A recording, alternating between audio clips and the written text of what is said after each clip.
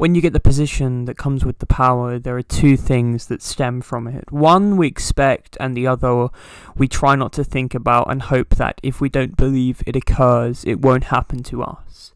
The first one being that once we have the title of authority, people will start listening to us just because, you know, we've been placed above them in a hierarchical system.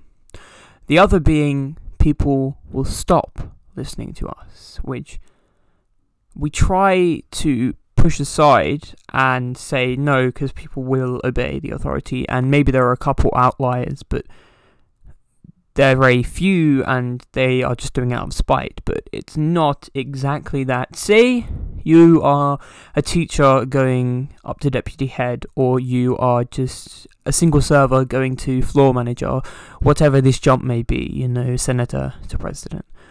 You go from being a co-worker to a superior. These people are going from your co-workers to your subordinates. They could be your bestest of friends, and nothing about your character changes, but at least one, and I'm sure a large part of them, contain at least a slight subconscious or conscious aversion to obedience towards you now.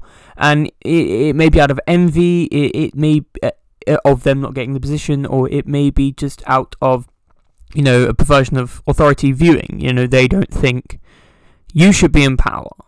But people are, and people don't like to agree with this, but people are often naturally in tuned to steer away from power being put upon them. We always believe that we are, you know, instructed to follow it by our nature, but we're not. We never want to be the lesser to another human. You know, moral obedience within the human is found to be common to deities.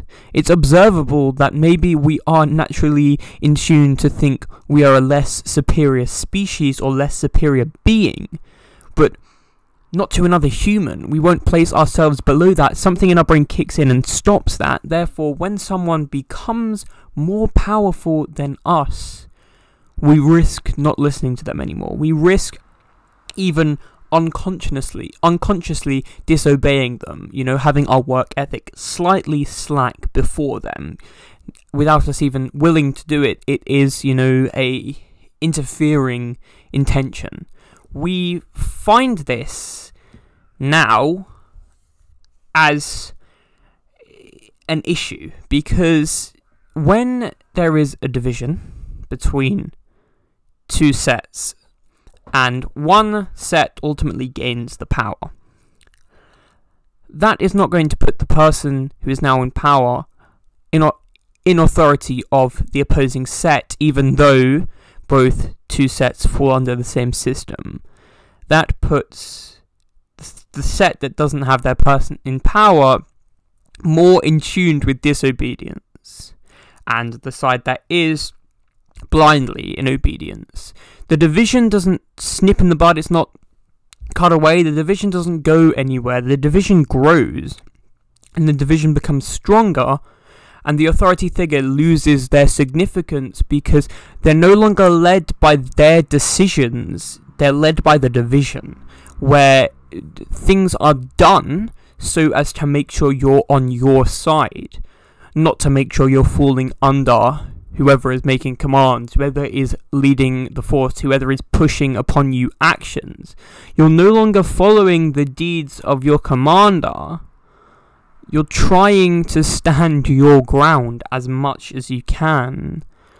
It's a weird one, and the human power complex is very subjective and very versatile, but it is ultimately volatile and must be treated as something that really does exist and is more than just sort of case-by-case instances. We are in tune to certain ways of viewing people in authority. And if we are completely blind to this and we act like it's just a one-case scenario, then others are going to end up happening when they can be avoided, and even worse so.